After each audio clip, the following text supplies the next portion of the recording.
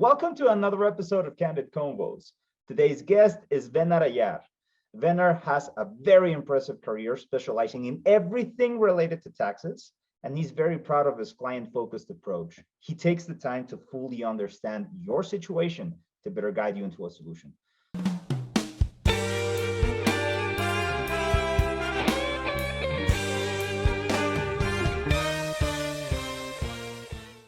So also owner of two different companies, Ayar Law and now VRA Accounting. We're very happy to have you with us. Thank you for joining us, Venar. Oh, thank you so much for having me. Well, Venar, I gotta ask, how do you become someone like you? Because for the people that are tuning in, Venar has one of the fastest accounts growing in the company right now. He has staffed up a lot of people with them. The growth pace or the growth rate that you have is just impressive. Now I'm just wondering, what type of person do you have to be, or where did you start from to become what you are today? Oh, thank you so much. I think that I just happened to be fortunate that I was put in a position where there was an opportunity to scale very fast with what I'm doing, and it was very a lot. My only constraint has always been my ability to scale up production, not always, but recently. And so it was very easy for me to grow very fast because that's been the only thing that's been holding me back so far, is to be able to find some really good and qualified people. And frankly, I need a lot more people than I have now for this project I'm working on. So I don't know if it's that I'm that special, but I was just happened to be in the right place at the right time where I have a very good opportunity before me, and I'm putting a lot of pieces together, and I've been very busy, as you can see. So Yes, I can. That's actually one of the questions that I wanted to ask. A lot of people, when we ask them, what would you do with some extra free time? Most of them answered, I would spend it with family and friends, but something tells me like right now you'd invest it in your growth. So what would you do with yeah, some extra I mean, I would keep growing. I mean, I have, I'm working on these employee retention credits, and that's where a lot of your people are helping me with. And I have the ability to get as as many clients as I'm actually able to do. So lately, I've been spending all my time on just figuring out how I'm going to scale to the next level and to the next level and to the next level. When I first started this project, I was like, man, if I can only do 100 clients, this would be amazing. And then I got to 100, and I'm like, man, I think I could probably do about 500. And then 500 turned into 1,000, and 1,000 turned into 2,500. And now my target is to do 10,000 files. And I think I mean, my goal grew 100-fold in 6 months. If I can scale up enough to actually do the work, then that's what I'm going to do. So for me, there is no free time. There's unlimited amount of time is needed to do what I plan to do, and then in a couple of years, I should have all the time in the world. That's my plan. Okay, so for you, it's a smarter investment. Like work hard now, I'll rest and enjoy later. But you got to be able to build something in order to gain that back. Or would you treat yourself from time to time right now, like in this growth process that you're in? Yeah, I mean, I just got back from a vacation, my first one in a while. I take a lot of work trips. My last work trip was to San Diego, but I worked in an extra 3 days for some me time. I got to hang out with family and friends, and I'm taking my family on a vacation, next month to Miami. And so I try to enjoy myself where I can. Work hard, play hard is my mentality, but it's been more work than play for sure lately. Hopefully, with some help and with some systematizing, and once everybody's trained up, I'll be able to take a lot more time to myself. But time to myself just means time to create another venture in my mind. I'm wondering, like, where do you focus on most of your time? Because uh, you are running a very big, or not one, like several big operations.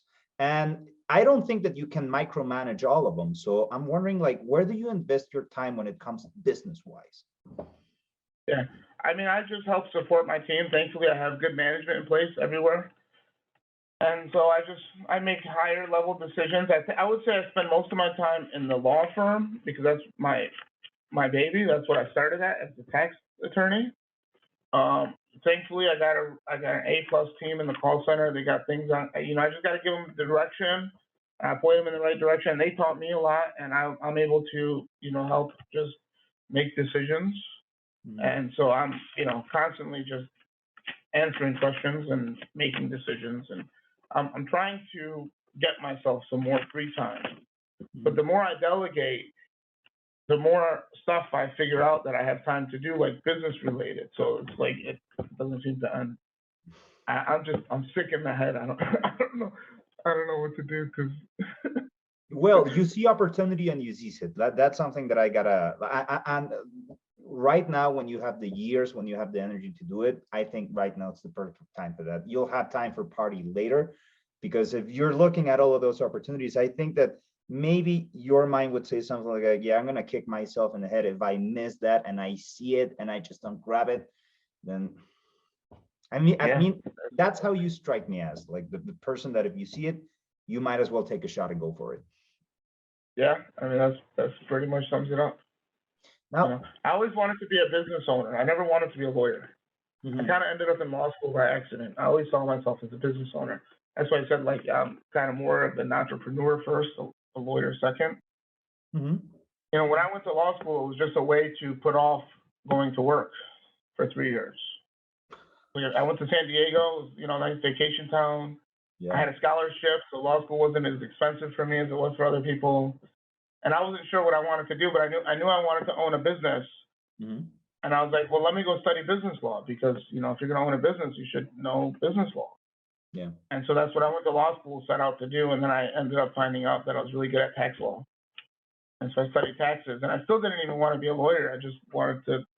And then I figured out that you could be in the business of law. Like being a lawyer doesn't mean that you're in court all day. You could own a law firm, and that's a business too. So I was like, well, that's just as good a business. I already got my law degree, so might as well, open a Make use law of. firm. And I can. Yeah, I understand you. Like you get that mentality once, like after law school. Sometimes you get it like in between law school when you start looking at every different like legal thing that you can do, or every different type of contract is a different type of business. So as a Okay. lawyer, you have that mind of, okay, I can set up businesses this way and that way, and this is the right way to do it. But once you get into tax law, which is what I meant when I was saying like that tax language, it's just so different, and not many Yeah. people are keen to it. Maybe that's also why it's such a big opportunity for success. So for all aspiring lawyers, and if I had a do-over, yeah, of course I'd look into tax law because that's where money is. So you're Yeah. able to look at how things are moving in a big scale, in a small scale, in every type of scale. So as a businessman, I think studying law is a very smart decision, and it helps guide a lot of the other businesses that will follow through. But that's my conjecture. I think it's been part of your growth path. Yeah, for sure. I think that's the way to go. Yeah. And before law school was marketing. I went to business school, and Mhm. marketing was my focus. And so I think that's been I always tell everybody, I had a background in retail sales, so I was in commission sales, and that taught me how to think on my feet and how to overcome objections. Say, well, what about this? And somebody gives you a reason why no, and you give them a reason why yes. And that prepares you to litigate and to argue with people, like more than you might know. Mhm. And then having a marketing degree helped me get in front of enough people. So like sales law is all sales. Not only the consultation is sales. Yeah, that's obvious. But like anytime you argue with somebody and you try to convince them Yeah. over to your way of thinking, that's what a salesperson does. And so I always thought that my background put me in a position to really be a great lawyer. Mhm. In addition to, hopefully, I think I'm a pretty good business person. Well, over here, there's nothing but great things said about you. So I am actually very happy to hear that your journey has been so successful from the start. Like, well, at least that's how I picture it, because so far I haven't heard like there was this rough patch or there was this moment where my growth got stunned. Was there Yeah. something like that, or has it been like a steady Yeah. growth? Okay. So when I started, it was very successful from the beginning by my standards at the time. You know, it was just me in a 10 by 12 office. I got to a certain size and I kind of stalled out for a while. My growth kind of stopped.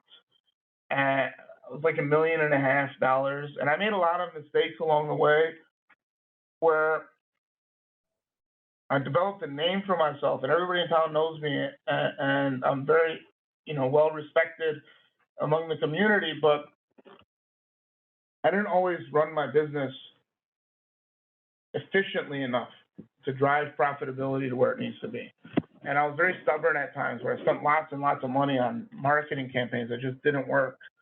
And just like trying to do brute force, too much mass media, radio, bad creative. And rather than just listen to the data and accept that I was wrong, I was stubborn and wanted to prove myself right and kept just spending money. And I got real close to the edge, even though the volume was there. My business was good. But yeah, I mean, I've had some mistakes along the way that I've paid for, but thankfully, I never had any real rough patches. I was able to start from the beginning, start getting clients. I employed people. I grew. I just hit my 10-year my 10-year anniversary. So I started September 1, 2012, and it was just me by myself. I didn't have any employees.